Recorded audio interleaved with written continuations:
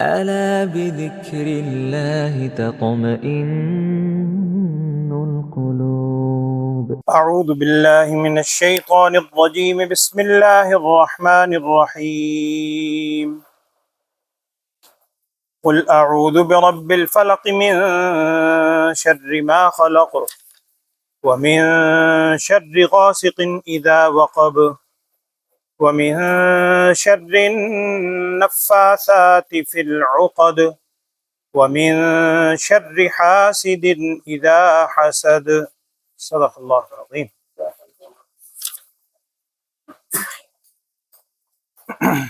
بسم اللہ الرحمن الرحیم.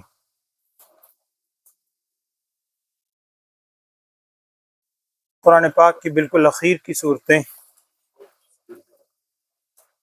اور یہاں دیکھیے اس صورت میں سورہ فلق بھی اور سورہ والناس بھی، اس کے سائڈ پہ لکھا ہوا ہے مکیتن، کہ یہ مکی صورت ہے. ہمارے استاد حضرت مولانا سرفراز خان صاحب صفدر نبر اللہ مرقدہ، اللہ غریق رحمت فرمائے، شاید آپ میں سے کسی نے زیارت کی ہو. بہت بڑا مقام تھا، گجرانوالہ کے اندر تھے، گکھڑ میں. حضرت فرمایا کرتے تھے، انہوں نے اپنی کتابوں میں بھی اس بات کی وضاحت کی ہے کہ یہ دو صورتیں مکی نہیں ہیں بلکہ مدنی ہیں. یہ دونوں صورتیں مدنی ہیں، اور بھی بیشتر حضرات نے اس بات کو نقل کیا ہے. ہمارے ہاں چونکہ یہ ایک، پہلے آپ کو یاد ہوگا کچھ عرصہ پہلے تک تاج کمپنی کے نام سے ایک کمپنی مشہور تھی جو قرآن پاک کی طباعت کرتی تھی. وہ بعد میں سارے واقعات ہوئے. اس وقت کسی دور میں حضرت کا فرمانا یہ ہے کہ لکھا گیا، ورنہ یہ دونوں صورتیں مدنی ہیں. اور اس اعتبار سے اس کا نمبر بھی، یہ جو 21-22 لکھا ہے، یہ نمبر نہیں ہوگا، بلکہ مدنی صورتوں کے جو نمبرات ہیں جیسے سورہ والنصر کا ہے اس طرح ہوگا. لیکن بہرحال مکی ہو مدنی ہو، یہ تو ایک الگ صورت ہے، بحث ہے، اس سے کوئی ہمیں مقصود نہیں ہے. حضرت کا فرمانا یہی ہے کہ چونکہ اس میں جو مضمون ہے اس کا، اس مضمون کا تعلق مدینہ منورہ میں ہجرت کرنے کے بعد سے ہے، اور حضرات نے بھی اس بات کی وضاحت کی ہے کہ یہ مدنی صورت ہے. واللہ اعلم. یہ دونوں صورتیں حدیث کے اندر آتا ہے، یہ بھی اور اس سے اگلی بھی، ہم نے تو آج ایک صورت پڑھی ہے. یہ دونوں صورتیں ایک ہی وقت میں اکٹھی نازل ہوئیں، سورہ فلق بھی اور سورہ والناس. واقعہ یہ ہوا تھا کہ نبی صلی اللہ علیہ وسلم نے جب مدینہ منورہ ہجرت کی، اب آپ کے ذہن میں آئے گا کہ مدنی صورتیں کیوں حضرت اصرار کر رہے ہیں. جب رسول صلی اللہ علیہ وسلم نے مدینہ منورہ ہجرت کی تو مدینے میں پہلے سے یہودیوں کی بہت بڑی بستیاں آباد تھیں، بنو نذیر، بنی قینقاع، اور کئی قبیلے وہاں پر تھے. تو یہ بنو قریظہ، یہ 2-3 قبیلے تھے. جب رسول صلی اللہ علیہ وسلم نے وہاں ہجرت فرمائی تو یہ پہلے سے وہاں پر ان کا اثر رسوخ خاصا تھا. اوس و خزرج کے لوگ تھے، ان پر بڑا اثر رسوخ تھا، بنو نذیر، بنو قریظہ. جب آپ صلی اللہ علیہ وسلم تشریف لائے تو ان کے وہ اثرات ختم ہو گئے. اب نہ ان کو کوئی پوچھتا تھا، تقریباً سارے لوگ ایمان لے آئے. تجارت میں بھی، چونکہ یہ مکے کے مہاجرین گئے تھے، یہ سب تاجر تھے، انہوں نے جب مدینے کی تجارت میں اپنا کردار سامنے رکھا، انتہائی انصاف والا، عدل و انصاف والا، پورا یعنی خیال رکھنے والا، سارے منڈی میں ان کی ایک طرح سے قبضہ ہو گیا. اس چیز کا بھی بڑا قلق تھا ان یہودیوں کو. تو ان یہودیوں نے ہر طرح سے نبی صلی اللہ علیہ وسلم کے خلاف سازشیں کی. انہی میں ایک سازش یہ بھی تھی جس موقع پر یہ 2 آیات نازل ہوئیں، اور اس کی صورت یہ بنی تھی، اس کا خلاصہ میں آپ سے عرض کر رہا ہوں کہ لبید نامی ایک شخص تھا، یہودی، مدینے میں رہتا تھا. کچھ نے کہا کہ جو خیبر کے یہودی تھے یہ زیادہ مالدار تھے، خیبر والے. یہ آئے چونکہ آپ نے پیچھے واقعہ سارے پڑھ چکے ہیں، اب تو قرآن کا تقریباً اختتام ہے، کہ بنو نذیر وغیرہ کو جب جلا وطن کیا گیا وہ بھی خیبر میں جا کے آباد ہوئے تھے سارے. انہوں نے آ کر مال و دولت بھی اس کو دیا، ولید نامی شخص کو، اور اس سے کہا، یہ جادو وغیرہ کرتا تھا. اور یہ یاد رکھیں کہ جادو برحق ہے، جادو کا حق ہونا اس میں کوئی شک نہیں ہے. آپ اگر حضور صلی اللہ علیہ وسلم کے ایک ارشادات ذہن میں رکھ لیں تو آپ کو یہ اصول سمجھ میں آ جائے گا. نبی صلی اللہ علیہ وسلم نے پناہ مانگی ہے ایسے علم سے جو نفع نہ پہنچائے. آپ صلی اللہ علیہ وسلم نے دعا مانگی ہے اللہم انی اعوذ بک من علم لا ینفع، میں ایسے علم سے پناہ مانگتا ہوں جو نفع نہ پہنچائے۔ معلوم ہوا علم ہے، علم ہونے سے انکار نہیں ہے، اس کے اثرات بھی ہوتے ہیں، بالکل ہوتے ہیں، قرآن میں جگہ جگہ اس کا ذکر ہے۔ اور خاص طور پر یہ جو بھی میں واقعہ عرض کر رہا ہوں، رسول اکرم صلی اللہ علیہ وسلم کی ذات مقدسہ پر انہوں نے جادو کرنا چاہا اور کسی حد تک کامیاب بھی ہوئے۔ وہ لبید نامی شخص تھا، یہ صحیح ستہ کی کتابوں میں احادیث میں اس کی ساری تفصیل بھی آتی ہے، اس کا خلاصہ میں عرض کر رہا ہوں۔ وہ لبید نامی شخص، اس نے آپ صلی اللہ علیہ وسلم جو کنگھی مبارک فرمایا کرتے تھے، اس کنگھی سے کچھ آپ صلی اللہ علیہ وسلم کے بال مبارک حاصل کیے، کچھ کنگھی کے دندانے اس کو ملے، اور اس نے اپنی بیٹیوں کے ذریعے، یا آگے چونکہ اگلی صورت اسی صورت میں ذکر آ رہا ہے اس کا کہ پھونکنے والیوں کے شر سے، اس نے ایک لمبا دھاگا لے کر اس پر 11 گرہیں لگائیں، اور ان دونوں صورتوں کی اگر آپ آیات دیکھیں 11 آیات بنتی ہیں۔ آپ صلی اللہ علیہ وسلم نے ایک ایک آیت پڑھتے گئے تھے اور وہ گرہ کھلتی گئی تھی۔ 11 گرہیں لگائیں، گرہ لگانے کے بعد مدینے کی آبادی سے باہر ایک کنواں تھا، اس کنویں میں وہ جادو وغیرہ وہ ساری تفصیل کتابوں میں لکھی ہے اس کو کر کے، اور وہ دھاگا کسی پتھر کے نیچے لٹکا دیا تھا، جو کنویں میں اترنے کے پہلے رستے ہوتے تھے، وہاں اس نے لٹکا دیا۔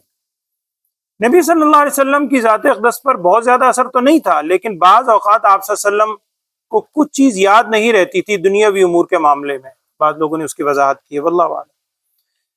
آپ صلی اللہ علیہ وسلم ایک دفعہ سوئے ہوئے تھے، حدیث میں اس کا ذکر آتا ہے، تو خواب کے اندر 2 فرشتے آئے، اور پہلے آپ کے علم میں بات آ چکی کہ انبیاء علیہ الصلوۃ والسلام کا خواب وحی ہوتا ہے۔ 2 فرشتے آئے، ایک آپ صلی اللہ علیہ وسلم کے سرانے کھڑے ہو گئے، ایک پائنتی کی طرف، جبرائیل اور میکائیل تھے علیہم السلام۔ سرانے والے نے پائنتی والے سے پوچھا کہ یہ جو ہستی لیٹی ہوئی ان کو کیا ہوا، خواب کی کیفیت؟ انہوں نے جواب دیا اپنے دوسرے فرشتے نے کہ ان پر جادو کیا ہے۔ اب وہ فرشتے آپس میں سوال جواب کر رہے ہیں، انہوں نے پوچھا کس نے جادو کیا ہے؟ انہوں نے جواب دیا کہ لبید نامی شخص جو یہودی ہے اس نے جادو کیا ہے۔ انہوں نے کہا کس چیز پہ جادو کیا ہے؟ حدیث میں ساری تفصیل آتی ہے، انہوں نے سارا ذکر کیا کہ وہ ایک دھاگا لے کے اس کے اوپر 11 گرہیں لگائی ہیں، اس کی بیٹیوں نے پھونک وغیرہ ماری ہے جادو کر کے جو بھی ہے، اور فلاں کنویں کے اندر وہ پتھر کے نیچے انہوں نے لٹکا دی۔ آپ صلی اللہ علیہ وسلم بیدار ہوئے تو عائشہ صدیقہ رضی اللہ تعالیٰ عنہ کہتی ہیں کہ آپ صلی اللہ علیہ وسلم بڑے خوش تھے، آپ صرف اندازہ ہو گیا جو ایک بوجھ تھا ذہن پہ کسی حد تک، آپ صلی اللہ علیہ وسلم وہاں پر تشریف لے گئے، اور بعد مفسرین نے نام بھی لکھے ہیں کہ حضرت علی رضی اللہ تعالیٰ عنہ اور حضرت عمار رضی اللہ تعالیٰ عنہ، ان کو آپ صلی اللہ علیہ وسلم نے نیچے اتارا، حضرت معاذ یا حضرت عمار کو کے نام آتا ہے، ان دونوں کو آپ صلی اللہ علیہ وسلم نے نیچے اتارا کنویں میں، انہوں نے جا کر وہ پتھر کے نیچے سے وہ دھاگا وغیرہ جو تھا وہ نکالا۔ آپ صلی اللہ علیہ وسلم اس موقع پر یہ دونوں صورتیں نازل ہوئیں، نبی صلی اللہ علیہ وسلم ایک ایک آیت پڑھتے جاتے اور ایک گرہ کھلتی جاتی، یہاں تک کہ وہ جو 11 گرہیں تھیں، 11 آیات اس صورت کی ہیں، وہ پڑھنے کے بعد وہ 11 گرہیں کھل گئیں۔ اس کے بعد سے آپ صلی اللہ علیہ وسلم کا یہ معمول تھا، ہمیں بھی اپنانا چاہیے، اور یقیناً آپ کا معمول ہوگا کہ آپ صلی اللہ علیہ وسلم رات کو سوتے وقت، حضرت عائشہ صدیقہ رضی اللہ عنہ بھی فرماتی ہیں، دیگر صحابہ سے بھی روایت مروی ہے کہ آپ صلی اللہ علیہ وسلم رات کو سوتے وقت اپنے دستے مبارک پر یہ دونوں صورتیں قل واللہ احد بھی تینوں صورتیں ملا کر پڑھتے، اور دستے مبارک پر پھونک مار کے اور پورے جسم میں اطہر پر آپ صلی اللہ علیہ وسلم اپنا دست پھیر لیا کرتے تھے۔ ام المومنین ہماری ماں حضرت عائشہ صدیقہ رضی اللہ تعالیٰ عنہ جو اس حدیث کی راویہ ہیں، وہ فرماتی ہیں کہ اخیر عمر میں جب رسول صلی اللہ علیہ وسلم پر بیماری کا غلبہ ہوا، بہت زیادہ تکلیف کی کیفیت رہی، تو حضرت عائشہ صدیقہ رضی اللہ تعالیٰ عنہ یہ فرماتی ہیں کہ میں خود پڑھا کرتی تھی یہ صورتیں، اور پڑھ کر رسول صلی اللہ علیہ وسلم کے دستے مبارک پر پھونک مار کر آپ صلی اللہ علیہ وسلم کا دست اقدس لے کر آپ کے جسم پر پھیر لیا کرتی۔ تو یہ کیفیت اگر اب بھی معمول بنا لی، آپ صلی اللہ علیہ وسلم کو معمول تھا، اور روایت میں اس کی تفصیل آتی ہے کہ اس سے پہلے آپ صلی اللہ علیہ وسلم دیگر چیزیں بھی پڑھا کرتے تھے، یعنی یہ نہیں ہے کہ اور ساری چیزیں چھوڑ دی رات کو سوتے وقت کے معمول میں، لیکن ان صورتوں کے نزول کے بعد آپ صلی اللہ علیہ وسلم نے ان کو ہی اپنا معمول بنا لیا۔ اور ان صورتوں کی اہمیت ایک اور انداز سے بھی ہے، وہ بھی صحیح ستہ کے اندر حدیث موجود ہے جس کا مفہوم عرض کر رہا ہوں۔ ایک صحابی کہتے ہیں کہ ایک موقع پر رسول صلی اللہ علیہ وسلم نے فجر کی نماز میں ان دونوں صورتوں کی تلاوت کی، یعنی ایک پہلی رکعت میں ایک صورت، دوسری رکعت میں دوسری صورت، یہاں سے محدثین نے ایک بات نقل کی ہے کہ آپ صلی اللہ علیہ وسلم کا معمول تھا کہ فجر کی نماز میں تلاوت ذرا طویل کیا کرتے تھے، اور وہ سنت بھی آپ نے وہ ساری تفصیل سنی اہل علم سے کہ طوال مفصل، اوساط مفصل، قصار مفصل، مفصلات، قرآن کی صورتوں کی جو ترتیب ہے اس میں مفصلات آتی ہیں، پھر ان کو 3 حصوں میں ڈیوائیڈ کیا جاتا ہے، اوساط ہے، قصار ہے، طوال ہے۔ اس میں فجر کی نماز میں، ظہر کی نماز میں سب سے طویل قرات فرماتے تھے آپ صلی اللہ علیہ وسلم، اس کے بعد عصر اور آخر عصر اور عشاء، اور سب سے مختصر مغرب کی نماز۔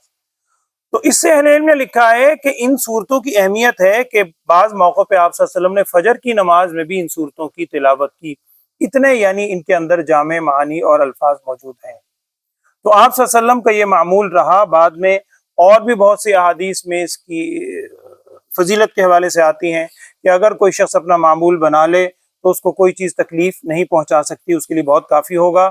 لہٰذا ہمیں معمول بنانا چاہیے کہ سوتے وقت خاص طور پر، اور ہمارے ایک بزرگ فرمایا کرتے تھے، غالباً حضرت شاہ صاحب کا بیان ہے، حضرت نفیس شاہ صاحب رحمۃ اللہ علیہ، دنیا سے رخصت ہو گیا، آپ میں بیشتر نے زیارت کی ہوگی، بہت بڑے اللہ والے تھے۔ وہ فرماتے تھے کہ اگر اس وقت قوم، امت صرف یہ معمولات کی پابندی شروع کر دے نا، رات کو سوتے وقت کے جو عملیات ہیں آپ صلی اللہ علیہ وسلم کے معمولات، وہ دیگر نہیں، نبی صلی اللہ علیہ وسلم سے جو ثابت شدہ معمولات ہیں، اگر ان کی پابندی شروع کر دے، نماز تو اپنی جگہ ہے جو بنیادی چیزیں ہیں، ان کے ساتھ سوتے وقت اگر ان معمولات کی پابندی شروع کر دے تو اللہ کی ذات سے یقین ہے کہ امت کے بیشتر مسائل، آپس کے جھگڑے، حسد، جیلسی، ادھر غیبتیں، فلاں کے خلاف فلاں کے خلاف، عجیب، آپ ہر گھر میں جا کے دیکھ لیں، ہر شخص پریشان ہے، کوئی اولاد کی طرف سے پریشان ہے، کوئی کسی وجہ سے پریشانی ہے۔ اگر ہر شخص، نوجوان بھی، بچے بچیاں اپنا معمول بنا لیں تو انشاءاللہ کوئی چیز تکلیف نہیں پہنچا سکتی۔ سوتے وقت معمول بنائیں، یہ آخری تینوں صورتیں، تینوں قل بھی اس کو بعض اوقات کہہ دیتے ہیں، قل هو اللہ احد، قل اعوذ برب الفلق، اور قل اعوذ برب الناس، اس کا معمول بنائیں تو انشاءاللہ اللہ تعالیٰ کی ذات سے یقین ہے کہ کوئی چیز تکلیف نہیں پہنچائے گی۔ اور رسول اقدس صلی اللہ علیہ وسلم کو ایک مرتبہ زہر بھی دیا گیا خیبر کے اندر، وہ ایسی میں ضمن عرض کر دیتا ہوں۔ آپ صلی اللہ علیہ وسلم خیبر تشریف لے گئے تھے، غزوہ خیبر سن 7 ہجری میں ہوا، فتح مکہ سے کچھ پہلے۔ تو اس موقع پر زینب نامی ایک عورت کا ذکر آتا ہے کہ اس نے نبی صلی اللہ علیہ وسلم کو زہر بھی دیا تھا۔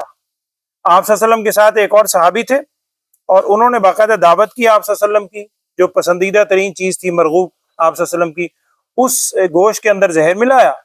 آپ صلی اللہ علیہ وسلم نے جب لقمہ مبارک منہ میں رکھا، آپ صلی اللہ علیہ وسلم کو فوراً اللہ تعالیٰ کی طرف سے بتلا دیا گیا اس میں زہر ہے، آپ صلی اللہ علیہ وسلم نے لقمہ نکال دیا، لیکن لعاب کے ذریعے کچھ اثرات اس کے اندر گئے۔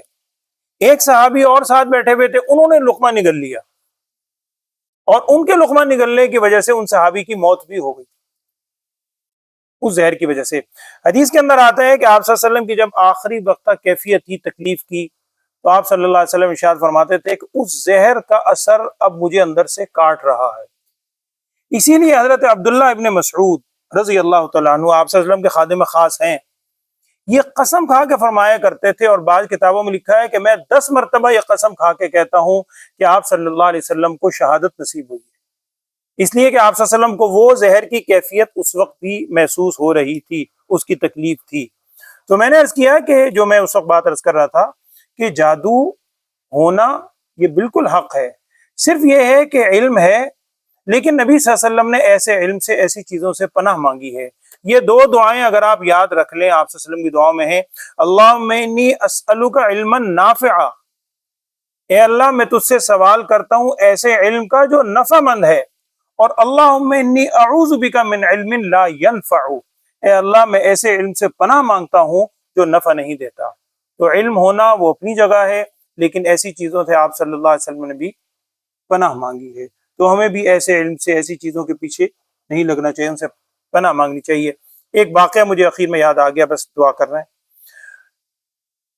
غالباً ہارون رشید کے حوالے سے لکھا ہے، خلیفہ ہارون الرشید، خلافت عباسیہ کا مشہور خلیفہ، لکھا ہے ہارون رشید کے دربار میں ایک شخص آیا، اس نے ایک فن دکھایا، کوئی کرتب دکھانا چاہا۔ اس نے کہا جی میں نے ایک فن مجھے آتا ہے کہ آپ سوئی ایک طرف ایسے کر کے گاڑ لیں، کچھ فاصلے پر وہ چند قدم، 10 قدم، 20 قدم پیچھے آتا تھا، اور نشانہ اتنا پختہ تھا وہ دوسری سوئی پھینکتا تھا، اور وہ سوئی کا جو سوراخ ہے ناکا ہے اس میں سے وہ سوئی گزار دیتا تھا. اب بڑی پریکٹس ظاہری بات ہے, نشانہ اور وہ ہوا بھی دیکھنا, اینگل دیکھنا, سارا کچھ وہ. اب وہ اس چکر میں آیا تھا کہ بادشاہ کے دربار میں اگر یہ کرتب آ گیا تو کتنا انعام و کرام ملے گا. خیر وہ آیا, ٹائم لیا, اجازت ملی ہارون رشید کے دربار میں, اس نے کہا بھی دکھاؤ. اس نے جناب وہ سوئی لگائی, بڑی دیر تک پہلے قدم گنے, پھر کبھی اینگل دیکھتا ہے, کبھی ہوا کی ڈائریکشن, سارا کچھ دیکھ کے بڑا چلتے 2-4 منٹ بعد اس نے اینگل لگا کے سوئی ماری, چل گئی. ہارون رشید بڑا حیران, کہنے لگا کمال کر دیا دوسرے. لوگ بھی بڑے بابا. ہارون رشید نے کہا کہ دوبارہ کر سکتا ہے, انہوں نے کہا دوبارہ کروا لو. اس نے پھر دوبارہ اینگل بنایا, آگے پیچھے کیا, چلا دیا. اب اگلی بات بڑی قابل غور ہے سننے والی. ہارون رشید نے کہا کہ بھئی کل آنا. بعض کہتے ہیں اسی وقت ہی اعلان کیا اس نے کہ جی اس کو اتنا انعام بھی دو اور ساتھ میں اس کو 100 جوتے بھی مرگا, 100 جوتے مارو. تو وہ پریشان کہ جوتے مارنے کا, اب حال بادشاہ ہے, بادشاہ تو بادشاہ ہے, کون روکے. خیر اس نے بھی روتے ہوئے کہا کہ حضور آپ بے شک انعام نہ دیں, میری بےزتی تو نہ کرے, جوتے تو نہ مارے. ہارون رشید نے کہا نہیں, تو مجھے یہ بتا کہ تجھے اس چیز کو سیکھنے میں کتنا عرصہ لگا, یہ جو تو نے کر.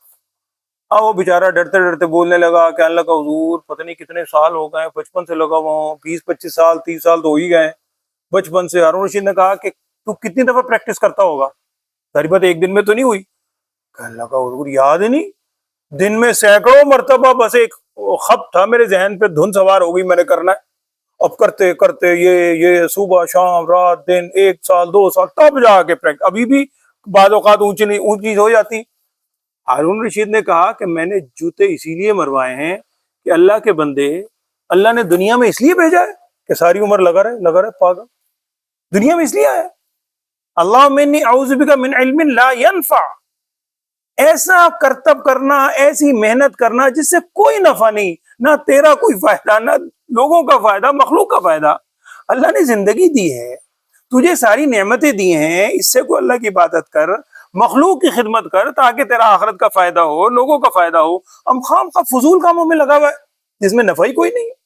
تو ایسے ہنر سے, ایسے علم سے نبی صلی اللہ علیہ وسلم نے پناہ مانگی. تو فن ہونا ایک الگ چیز ہے, لیکن قابل نفع ہونا, نافع ہونا. آپ صلی اللہ علیہ وسلم سوال یہ فرما رہے ہیں اللہم انی اسألک علما نافعا. تو بہرحال اس آیت کا میں آپ کو عرض کر دیتا ہوں اس کا ترجمہ, اور انشاءاللہ اب ایک صورت میں نے آج چھوڑ دی ہے قصدن, ابھی انشاءاللہ ترجمہ کر لیں, پھر ہم ترتیب بناتے ہیں کہ اس کی تکمیل کی کیا صورت بناتے ہیں. ترجمہ پہلے پڑھ لیں. اعوذ باللہ من الشیطان الرجیم, بسم اللہ الرحمن الرحیم. قل اعوذ برب الفلق, آپ فرما دیجئے میں پناہ میں آتا ہوں رب الفلق, صبح کے رب کی. فلق کا اصل میں لفظی مطلب ہوتا ہے پھٹ جانا, پھاڑ دینا, پھٹنا. چونکہ صبح کے وقت بھی جب روشنی نکلتی ہے تو گویا وہ اندھیرے کو پھاڑتی ہوئی نکلتی, تو صبح کے وقت کو کہا گیا فلق, کہ میں پناہ مانگتا ہوں رب الفلق, صبح کے رب کی. من شر ما خلق, ان تمام چیزوں کے شر سے جو اللہ نے پیدا کی, یعنی اللہ کی مخلوق, تمام مخلوق کے شر سے میں پناہ مانگتا ہوں, پناہ میں آتا ہوں اللہ کی. ومن شر غاسق اذا وقب, اور میں اندھیرے کے شر سے بھی پناہ مانگتا ہوں اذا وقب, جب وہ چھا جائے. اندھیری رات بھی کہہ سکتے ہیں. صبح کے رب کی, یعنی آپ فرمائے کہ صبح کے رب کی پناہ میں آتا ہوں, تمام مخلوق سے اللہ تعالیٰ کی پناہ میں آتا ہوں, اور اندھیری رات کے شر سے جب وہ چھا جائے. اور ومن, یہ ہے وہ, ومن شر النفاسات فی العقد. نفاسات کا مطلب ہوتا ہے پھونکے مارنا, پھونکے مارنے والیاں جمع ہے, پھونکے مارنے والیوں کی شر سے. فی العقد, عقد عقدن سے لکھنا ہے, عقدن کہتے ہیں گرہ کو, اسی سے عقیدہ بھی ہے. آپ نے بچوں کو کتاب میں ہم جب سمجھاتے ہیں کہ عقیدے کا لفظ عقدن سے, اس کا مطلب ہوتا ہے گرہ لگانا. عقیدے کو بھی عقیدہ اسی لیے کہتے ہیں کہ وہ بڑی پختہ بات ہوتی ہے, دل میں بڑی پختگی سے بیٹھ جاتی ہے, رچ بس جاتی ہے, جیسے گرہ لگانے سے کوئی چیز پختہ ہو جاتی ہے. تو میں پناہ میں مانگتا ہوں پھونکے مارنے والیوں کے شر سے. کس چیز میں پھونکے مارتی ہیں؟ فی العقد, گرہوں میں, وہ جو انہوں نے 11 گرہ لگائی تھی, پھونکے ماری تھی. ومن شر حاسد اذا حسد, اور میں پناہ میں آتا ہوں حاسد, حسد کرنے والے کے شر سے جب وہ حسد کرنے لگے۔ یہاں ایک چیز ذہن میں رکھ لیں، ایک ہوتا ہے حسد، ایک ہے غبطہ۔ یہ میں اس لیے عرض کر رہا ہوں کہ حدیث کے اندر الفاظ ہیں، وہاں حسد کا ہی لفظ آتا ہے۔ رسول صلی اللہ علیہ وسلم ارشاد فرمایا کہ حسد جائز نہیں ہے مگر دو چیزوں میں، لا حسد الا فی اثنتین، حسد جائز نہیں ہے مگر دو چیزوں میں۔ یہاں اس حسد سے مراد غبطہ ہے، جس کو ہم اردو میں کہتے ہیں رشک۔ ایک حسد ہے جس کی ممانعت ہے، اور حدیث میں آپ صلی اللہ علیہ وسلم ارشاد فرمایا تھا کہ یہ حسد انسان کی نیکیوں کو ایسے کھا لیتا ہے کہ جیسے کہ کما تأکل النار الحطب، جیسے کہ آگ خشک لکڑی کو کھاتی ہے، حسد انسان کی نیکیوں کو بھسم کر دیتا ہے۔ حسد کا مطلب ہوتا ہے کہ اللہ تعالیٰ نے کسی شخص کو کوئی بھی نعمت دی ہے، وہ نعمت مال و دولت کی بھی ہو سکتی ہے، منصب کی بھی ہو سکتی ہے، علم کی بھی ہو سکتی ہے، ظاہری خوبصورتی جسامت کی بھی ہو سکتی، کوئی بھی اللہ نے نعمت دی ہے کسی کو، اس نعمت کو دیکھ کر آپ کے دل میں، دوسرے کے دل میں یہ خیال اور جلن پیدا ہو، اس کو یہ نعمت کیوں ملی، شکایت۔ یہ در حقیقت اللہ سے شکوہ ہے کہ اللہ تو نے اس کو یہ نعمت کیوں دی، اور پھر اگلا اسٹیپ یہ ہوتا ہے کہ کسی طرح اس سے یہ نعمت چھن جائے، یہ ہے حسد۔ اور غبطہ یہ نہیں ہے، غبطہ یہ ہے کہ اللہ نے کسی کو کوئی نعمت دی، آپ نے وہ نعمت دیکھی، خوش بھی ہو رہے ہیں، اور ساتھ ساتھ دل میں تمنا ہے کہ اللہ تعالیٰ مجھے بھی یہ نعمت عطا فرمائے، میرے بھائی کو بھی نعمت میں اور اضافہ ہو، مجھے بھی یہ نعمت عطا فرمائے۔ وہ حدیث میں، اور وہ بھی بہت زیادہ رشک جائز نہیں ہے۔ نبی صلی اللہ علیہ وسلم نے ارشاد فرمایا کہ یہ رشک اور غبطہ، جس کو حسد کا لفظ ہے وہاں، یہ جائز نہیں ہے مگر دو چیزوں میں۔ ایک آپ نے ارشاد فرمایا، ایک وہ شخص ہے جس کو اللہ تعالیٰ نے قرآن اور حدیث کو، قرآن کی نعمت سے نوازے، علم کی نعمت سے، اور وہ صبح و شام قرآن پڑھتا ہے، پڑھاتا ہے، لوگوں کو تعلیم دیکھتا ہے۔ اب آپ کو اس کو دیکھ کر رشک ہوتا ہے کہ اللہ تعالیٰ مجھے بھی کاش ایسے علم دے، میں بھی لوگوں کو یوں ہی اس کی تعلیم دوں۔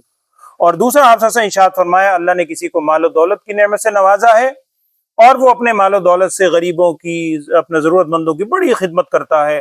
اب آپ کے دل میں خیال پیدا ہو، کاش مجھے بھی اگر ایسا مال و دولت ملے، میں بھی لوگوں کی یوں ہی مدد کروں، غریبوں کی خدمت کروں۔ یہ جائز ہے، اس کو غبطہ کہتے ہیں، اس کو حسد بھی بعض اوقات کہہ دیتے ہیں۔ اللہ تعالی ہم سب کو اس حسد سے اور ساری چیزوں سے محفوظ رکھے۔ اللہم آمین۔ دعا فرما لیں، پھر اس کی کوئی ترتیب اگلے ہفتے کی بناتے ہیں انشاءاللہ۔ الحمدللہ رب العالمین، اللہم صلی علی سیدنا و مولانا محمد وعلی آل سیدنا و مولانا محمد وبارک وسلم ثم صلی علیہ۔ یا اللہ ہم سب کے گناہوں کو معاف فرما، لغزشات سے درگزر فرما۔ محض اپنے فضل و کرم سے تو یہاں ہمیں بیٹھنے کی، پڑھنے کی، سننے کی توفیق عطا فرماتا ہے۔ تو نے اپنے محض فضل و کرم سے یہاں تک تکمیل تک پہنچایا ہے۔ یا اللہ اس پڑھنے میں، سننے میں جو خطائیں ہوئیں ان سے درگزر فرما۔ اس قرآن پر اب ہم سب کو عمل کرنے کی بھی توفیق عطا فرما۔ قرآنی زندگی ہم سب کو عطا فرما۔ قرآن کو قبر میں، حشر میں ہمارا مونس و غمخوار بنا۔ قیامت میں اس قرآن کو یا اللہ ہمارے لیے شفاعت کرنے والا بنا۔ جتنے لوگ بیمار ہیں، تمام بیماروں کو صحت، عافیت، سلامتی والی زندگی عطا فرما۔ جتنے لوگ اس جہاں سے رخصت ہو گئے ہیں، سب کی مغفرت فرما، سب کے درجات کو بلند فرما۔ ہم سب کو ایمان و اسلام والی کامل زندگی عطا فرما۔ ایمان کی قدردانی کی توفیق عطا فرما۔ ایمانی غیرت و حمیت ہم سب کو عطا فرما۔ ایمان پر استقامت ہم سب کو نصیب فرما۔ ایمان کامل پہ ہم سب کا بھی خاتمہ فرما۔ وصلی اللہ تعالی علی خیر خلقہ سیدنا و مولانا محمد وعلی آلہ واصحابہ اجمعین، آمین برحمتک یا ارحم الراحمین۔